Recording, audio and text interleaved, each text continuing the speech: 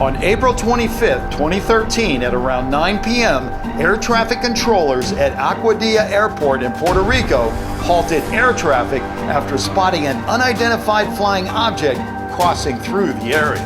In addition to the object being picked up by radar, a nearby U.S. Customs and Border Protection plane with 4 crew members on board also spotted the object. Also on board was a thermal imaging camera.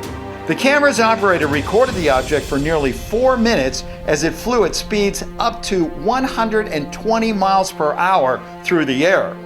It then dove into the ocean without making so much as a splash and continued underwater at speeds of up to 100 miles per hour.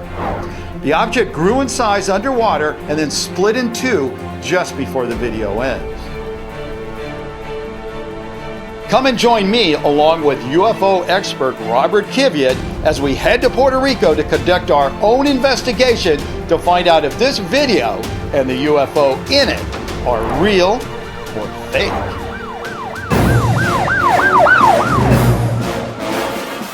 Hey guys, Bill here. You know, we've covered all sorts of mysteries here on Real or Fake, but one that really caught my eye was this video that came in showing what appears to be a UFO caught on official government cameras flying over Puerto Rico.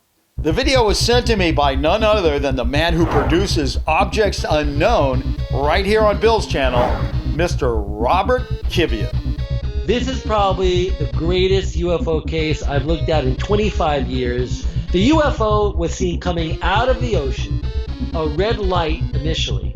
Then it moves toward the airport, flies around the airport, goes around the town, through trees, over homes, navigating in a way that clearly shows it's under some control, but there's no known propulsion system. There's no known engine really. It appears to be flying in a way that can't be explained, and so you end up with what's called an anomalous phenomena. Now, Robert was so excited about this video, he suggested we both go to Puerto Rico to investigate this mystery. And, you know, the more I thought about it, the more I liked the idea because, you know, I'm kind of a skeptic and he's kind of a believer, so it's bound to be interesting. All right, well, we found Mr. Robert Kiviat. He's right here in the airport. Check this out. Look at this guy. How you doing, Bill? How you doing, man? I'm here, man. Ready to take on some aliens and UFOs and whatever else we might see. Now, apparently, Robert has a friend with him. I'm not quite sure what the relationship is. But assistant, girlfriend, I don't know, we're gonna find out. Good to meet you.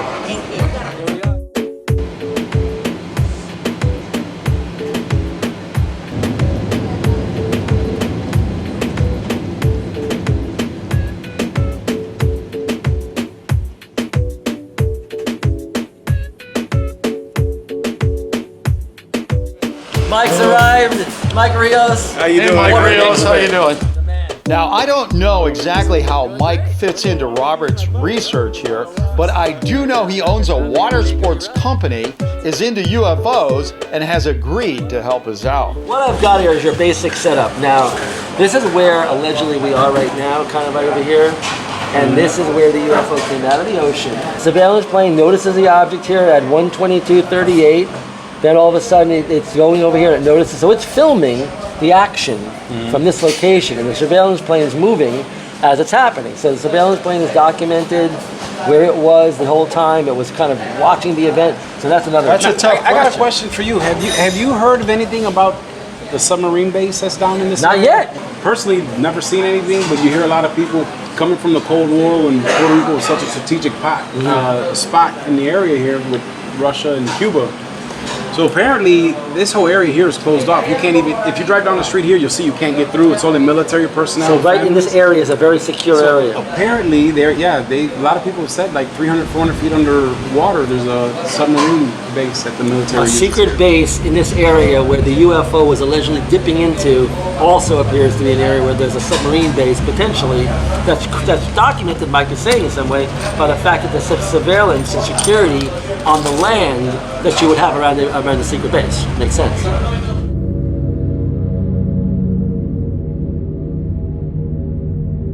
Okay, so far we have the location of the UFO's flight path and a rumor about a secret submarine base in the same area. This led to one very obvious theory. Azrin Boss and Maria Mari both think it's a military drone. I don't think it's a military drone. The scientific team agrees with that, but we cannot leave any stone unturned. We're going to try our best to get any kind of video we can. If a submarine base is there, we're going to get pictures of it. That's the key. So we're going to actually go out to where this submarine base is said to be located. We're going to go to where the UFO came and went, and also where there might be a submarine base.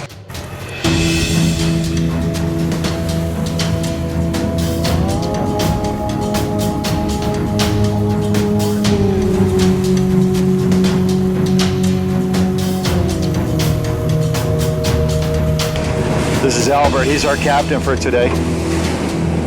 His boat has got a depth finder on it, so that's going to help aid us in trying to find the right area, since a lot of people say it's in an area of about 300 feet of water. And right now, I think we're at like 180. ¿Cuánto es ahora? 107. Okay, so we're at 160 right now, and it's getting deeper fast, so that means we might be getting close to the location, or the information is bad. And I'm thinking the information is bad, but Roberto is more happy with what's happening, aren't you? Well, it's close enough, though. I think what we're looking at here is that whatever the UFO was doing, it was going to a deeper part of the ocean that I think most people would expect a UFO to dive into. So there clearly was something going on. Why was it going to that location, and why did it come out of that location? You know, the trench, they say, is 30,000 feet deep, only 20, 30, 40 miles from here. And they say it's one of the deepest parts of the ocean anywhere. And we are in the Bermuda Triangle. People need to understand that.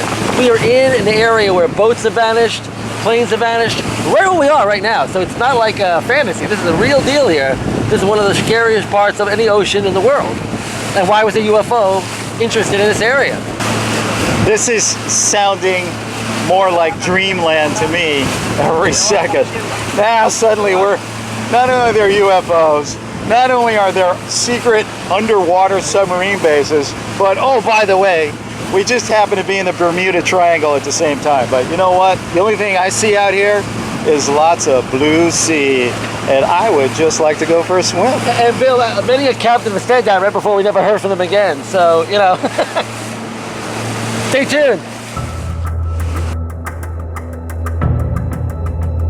Esto que está aquí, eso que tú ves allí, cuando volteé aquí. So it seems it came in all the way around there through there. La punta allí, And that's the point where it kind of came out. So we're kind of in the area here now. We're right in between where it came out and came out of. So it came out over there and came in over here. So we're right in the middle of it. Okay. All right, now guys, here's the thing. We obviously don't have a budget to get a semi-submersible remote operated drone to go down under the water. But I have thought of a way to check down there on our budget. And that is what we're going to do is we're going to attach a GoPro to a fishing line, and we're going to lower it as far as we can. And hopefully if there's anything down there, we'll be able to see it. So Sounds good, Bill. that's the plan. Just make sure you got double, triple knots. So we don't lose it. I don't want to lose that camera. All right, I know this looks really low budget and maybe a little bit cheesy, but it'll do the trick. I mean, we can actually go down pretty far and see if there's anything down there. I mean, we got to cover it, right? That's what we're doing. I got him.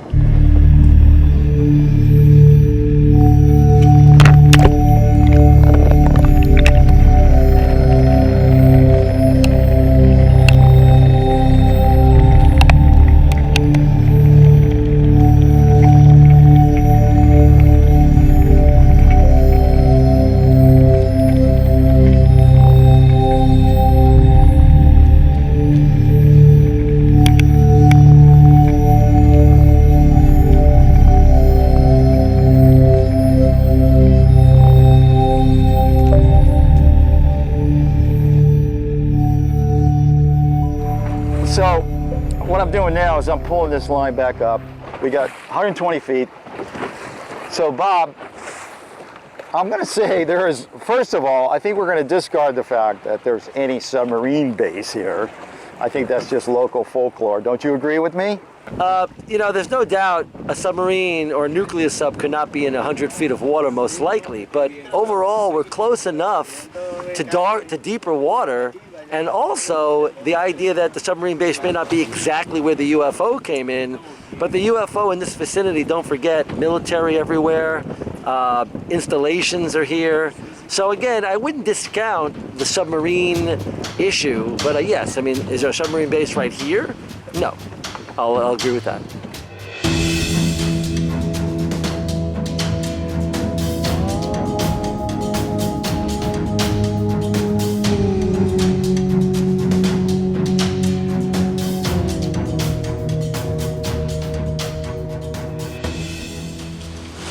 So for me, at least, that kind of did it for the submarine base and this 300-foot depth level, which would make sense for, you know, aliens to have enough room to maneuver and come out of the water there. So, but before heading back to the hotel, Robert and Mike also wanted to show me this strange white blimp further down the coast.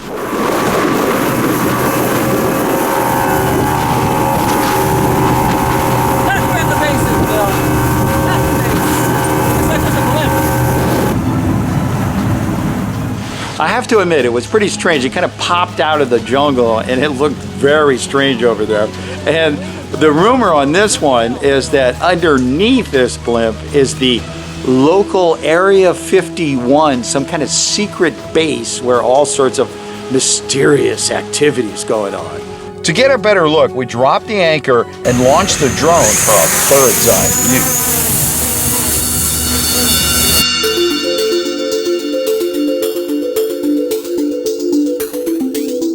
The facility actually looked pretty simple.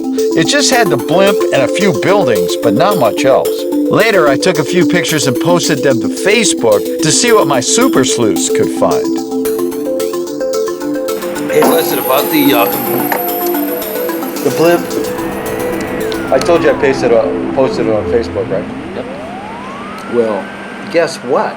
I think the first one was Chris Blazek, who informed me that blimp is actually called the Tethered Aerostat Radar System. Mm-hmm. It's something used by the U.S. military to do low altitude radar to watch the coast of Puerto Rico. Sure. You know, all that kind of stuff. So it's just a military blimp. It's radar. And that's what they want you to think. But what we're looking at here, Bill, is people claiming things, just like Area 51. Now look, it could just be kind of a redo that Puerto Rico has now become the Nevada of, you know, ufology. But I was floored when I saw this, because to me, what is that? It's a diagram of what they believe, the UFO believers in Puerto Rico, or what's going on underneath the blimp. Not a sub base, an actual, you know, subterranean world. Now look, do we have any proof of that? No. But what is the reason they believe this? I want to commend the Facebook researchers that have jumped into this, because it's good work. It's the beginning. It's how you kind of unwrap the onion. What does the military say? Okay, what kind of like spokespeople do they have? They have a very nice guy in khakis with that, you know, nice little beanie. He looks great and wonderful. Wikipedia, great. What about the deeper mystery? I just want to kind of challenge the researchers to dig a lot deeper, more like an X-File, more like, you know, Mulder from the X-File might dig. He would not just take, you know, the surfacey material. He'd dig deeper. So I'm gonna be digging, and I hope they will be too.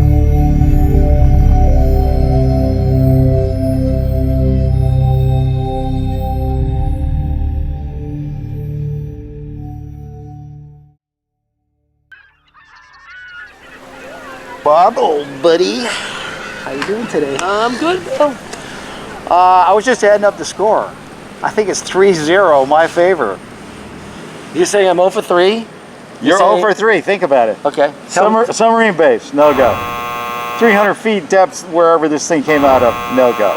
The blimp, I don't think there's a very big conspiracy about that. That's just a standard radar blimp, and they've got 12 of them positioned around the world. So when you add all that up, it's 0 for 3. So what else you got? We have the people who aboard the plane, Homeland Security plane. They are military, Homeland Security people filming a UFO event with a thermal camera. Then we literally have the air traffic control tower witnessing it, contacting their boss at his house, which apparently is right underneath where the UFO is appearing, saying, hey, did you see that? What do you see? What do you see? We're going to be interviewing that guy. He's already told me what he saw. And he's documenting it for us in every which way. And we're going to hear from that guy right after lunch. Next question, when are we going to lunch? Right now. All right, I'm ready. Okay.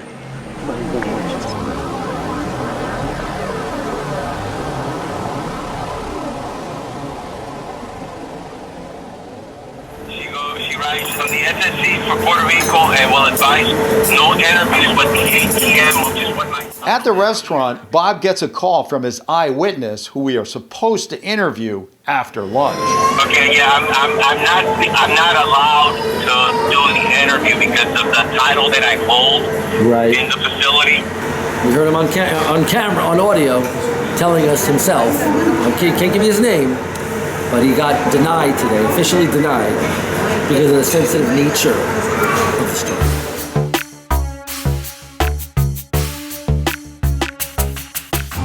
So we're going now to look for someone else who may give us inside information about the UFO incident over Aguadilla Airport. I'm really pissed. I mean, I cannot believe the guy who runs the tower gives me an amazing story that happened where he was pulled into it the night it happened. Literally was told, hey, look up from the guys in the tower near his house.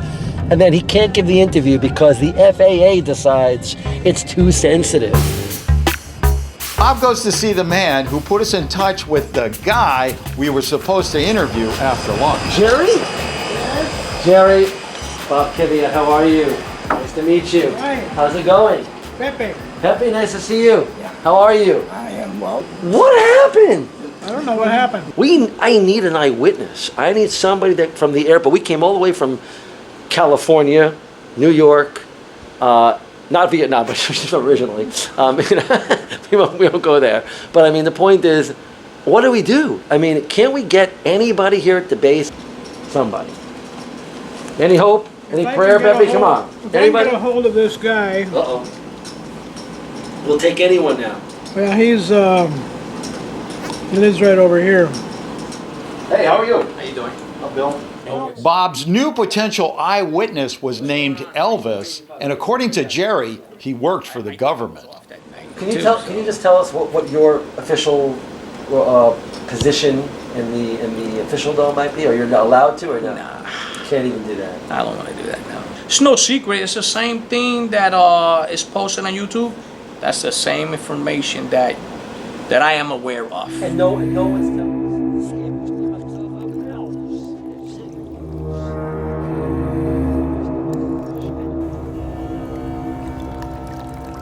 In the end, I have to give Bob an A for effort, but truth be told, he didn't come up with a single eyewitness interview.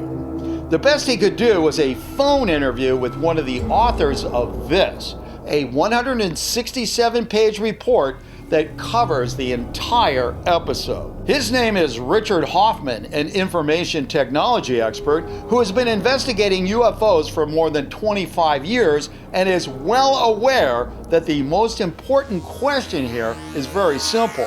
Is it real or is it fake? This is one of the things that we addressed right up front, because we said this could be fake, it could be, it could be anything like that. Is it fake? I mean, is it real? Okay, well, you look at the display and you see that there's a time and all that wonderful information that about the video and the location, the GPS coordinates, and everything else. Okay, so then when we got the FAA radar data, we said, oh, look, there's a plane that's in the air at this location at that time. So we were able to match up a plane. And then we looked at what the code was for that aircraft. And it turns out we were able to identify that the codes are for military and this homeland security.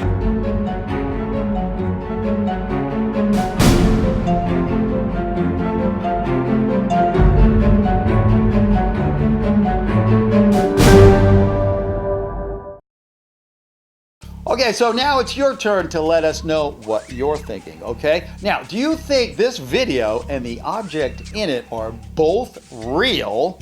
Or do you think we're victims of some kind of elaborate hoax? Or even worse, we don't have an answer and it's the dreaded unknown?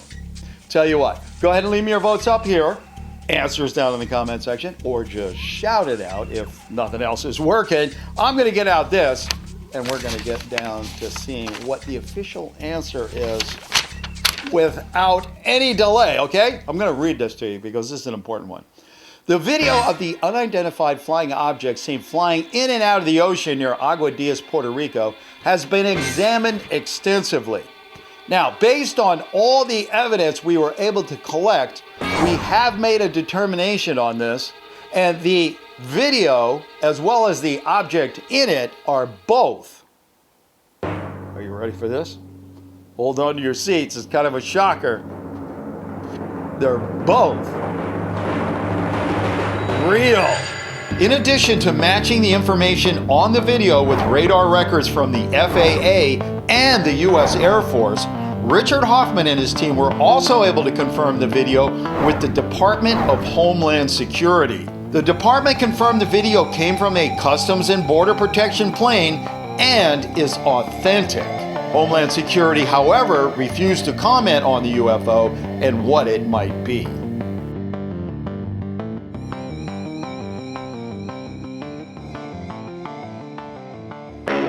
Hey, don't go away just yet. There are a whole lot more real or fakes you can look at. Just go ahead and click on one.